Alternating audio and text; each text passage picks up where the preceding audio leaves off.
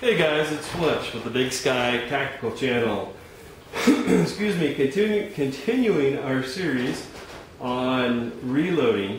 One of the first steps that you always want to do when you are reloading is, unless you're buying brand new brass, or if you collect it at the range like I do, the brass can be, pretty dirty and nasty.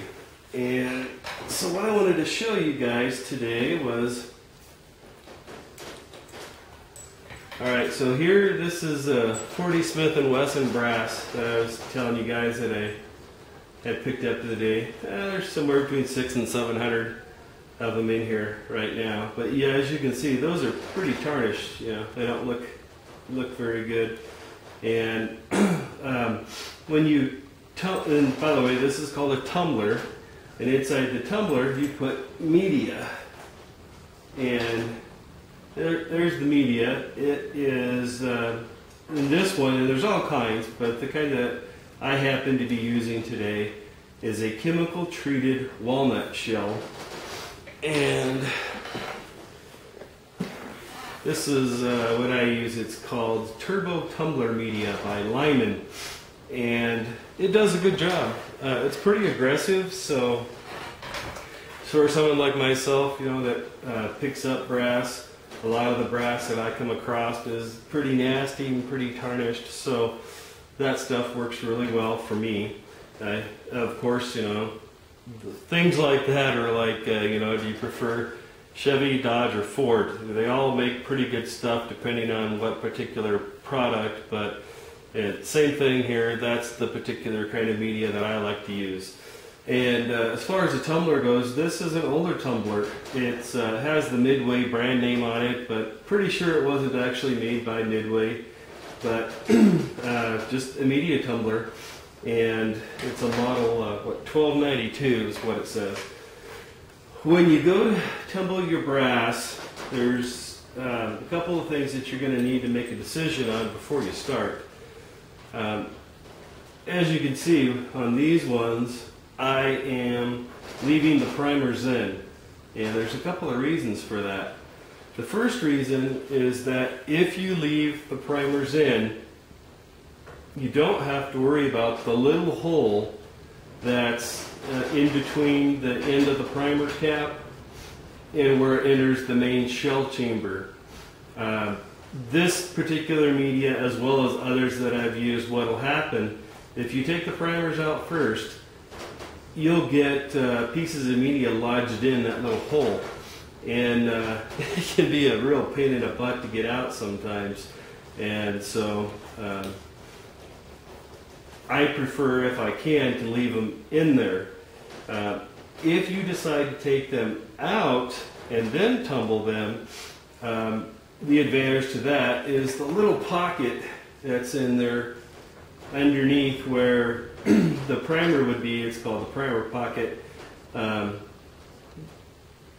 will get cleaned out a little bit by the media if you take the primers out first.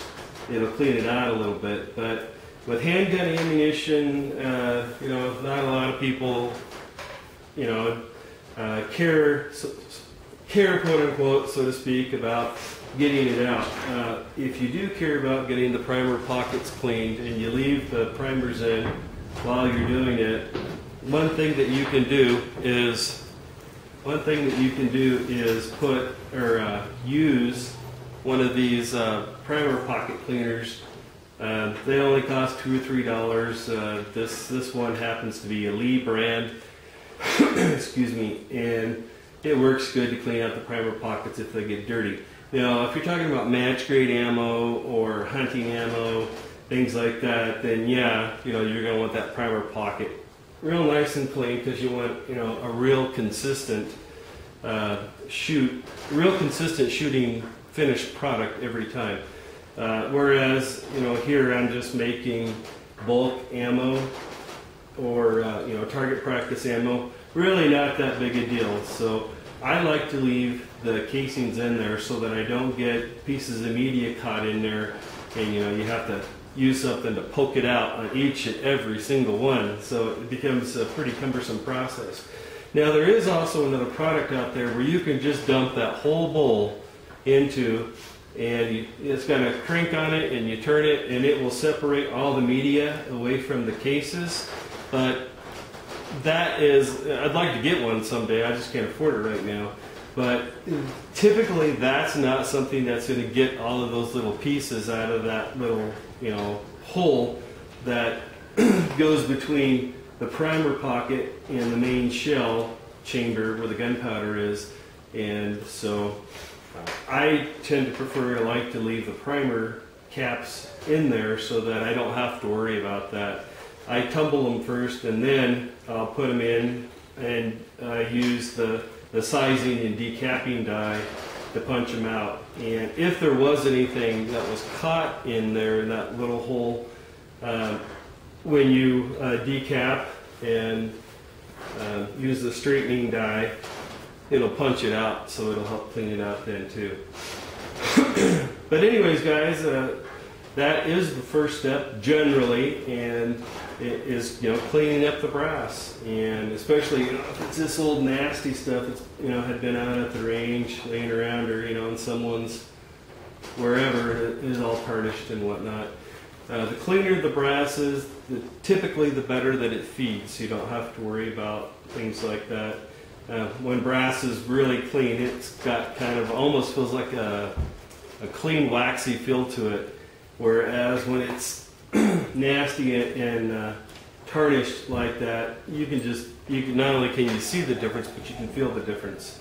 Well, guys, that's it. Again, this is the first step, which is cleaning. And next, we'll show you how to use your straightening die and decapping die. Thanks for joining us. This is Fletch with the Big Sky Tactical Channel. God bless. Take care.